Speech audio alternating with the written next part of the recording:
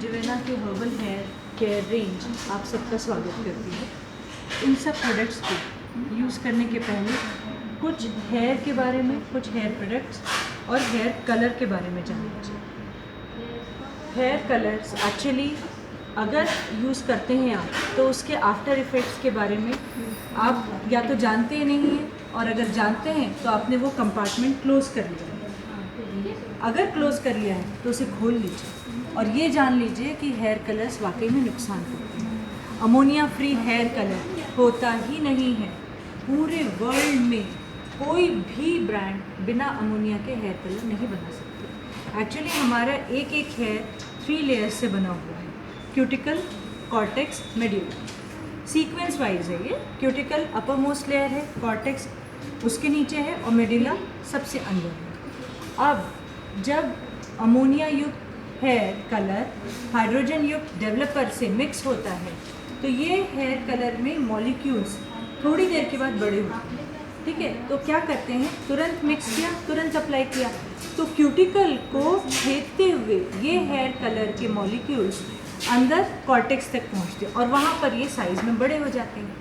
अब उसके बाद बड़े होने की वजह से वो बाहर नहीं निकल पाते, ट्रैप हो जाते हैं, इसीलिए आपका कलर जो है वो काफ़ी लंबे समय तक स्टे कर जाता है। इसके दुष्परिणाम ये होते हैं, हेयर का ड्राई होना, स्कैल्प का ड्राई होना, मिड लेंथ ब्रेकेज, ग्रेइंग बहुत ज़्यादा होती है। लेकिन जिनको हेयर कलर प्रमोट करना है वो कभी भी आपसे नहीं कहेंगे कि इसके दुष्परिणाम हैं, जानते हुए भी। लेकिन इसके दुष्परिणाम इतने हैं कि आपकी आईसाइट वीक हो जाती है, आपके पूरे फोरहेड से लेकर टेम्पल तक के एरिया में पिगमेंटेशन, बैक पर मेलाज्मा, ये सारी प्रॉब्लम्स आती जाती हैं। पर आप उन प्रॉब्लम्स का इलाज करने के लिए ज़रूर सोचते हैं, पर रूट कॉज क्या है ये इस पर कभी आप जोर नहीं डालते। जितने भी कलर्स प्रमोट करने वाले सैलून्स हैं या लोग हैं वो हमेशा कहते हैं हिना मत यूज़ करिएगा, हिना बालों को डैमेज कर देगी। क्यों? क्योंकि वो डरते हैं कि अगर आपने हिना यूज़ की, एक तो उनका कलर आपके हेयर एक्सेप्ट नहीं कर पाएंगे क्योंकि हिना यूज़ की है, और दूसरी बात, अगर हिना के पॉजिटिव रिजल्ट्स आपको पसंद आ गए, आप जान गए उसका सही तरीका यूज़ करने का, तो उनका हेयर कलर तो ताक पे रखा रह जाएगा।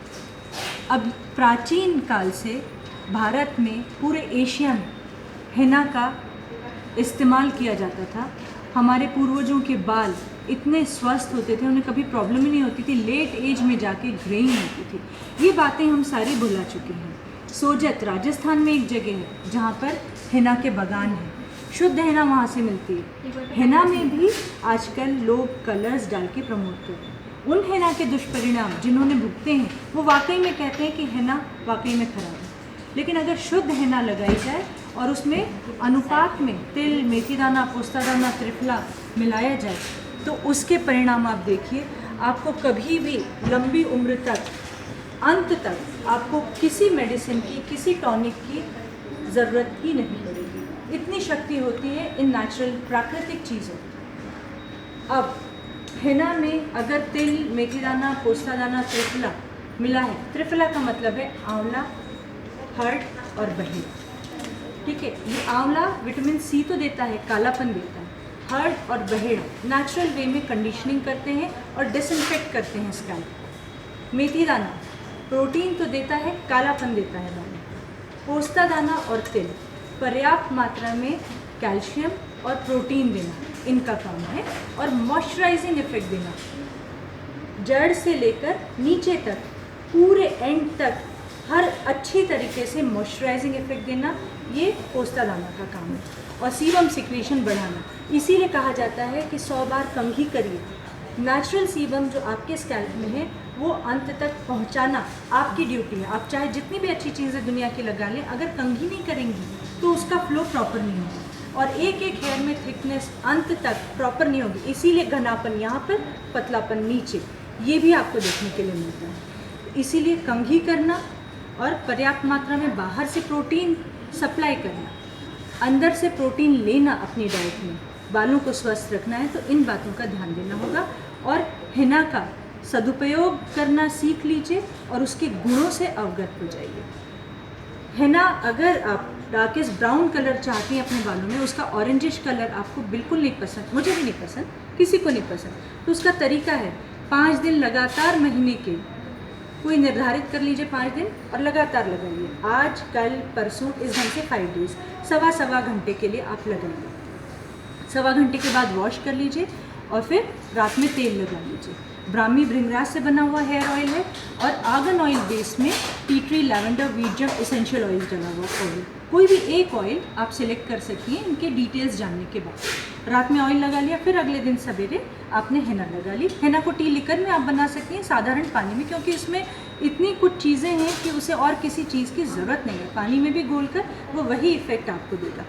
सवा घंटे के लिए आपने लगातार 5 दिन लगाया, 5वीं रात को आपने फिर ऑयल लगा लिया और छठी सुबह आपने कंडीशनिंग मास्क लगा लिया जो स्पाइरुलिना एल्गी से बना हुआ है, व्हीट जर्म है, lavender, tea tree essential oil से लगाकर 20 मिनट छोड़ा, वॉश करके शैम्पू कर लिया। अब बालों का फील खुद ब खुद आपको बहुत अच्छा लगेगा, लेकिन डार्केस्ट ब्राउन कलर भी आ जाएगा। उसके अलावा सामने के बाल, हम दिन में 2 बार चेहरा धोते हैं तो सामने के बाल अपना कलर छोड़ देते हैं, तो वीक में 1 बार ज़रूर हेना लगाकर उसे रिवाइव कर सकते हैं उस कलर को। दूसरी बात, अभी तक जो आप हेना यूज़ करती रही, अगर वो शुद्ध आप घर की पत्ती भी इस्तेमाल करती रही हैं तो आपने क्या क्या किया, गलतियाँ, रीठा, शिकाकाई, नींबू, फिटकरी सब डाल दिया। रीठा शिकाकाई हर्बल सोप वॉट्स हैं। अब सोचिए, सोप वॉट्स का मतलब है आप शैम्पू ही समझ लीजिए सोप वॉट्स के जगह पर। शैम्पू अगर सवा घंटे 2 घंटे बालों में रहेगा तो क्या करेगा, नुकसान करेगा। तो आप कहती मैंने तो बहुत कुछ लगाया, मैंने यही लगाया मेहंदी, लेकिन मेरे बाल इतने टूट गए, इतने झड़ गए, मुझे डॉक्टर की ट्रीटमेंट करनी पड़ी। गलत तरीके से गलत चीज़ों का इस्तेमाल करना गलत है, उनका सदुपयोग करना जान लीजिए।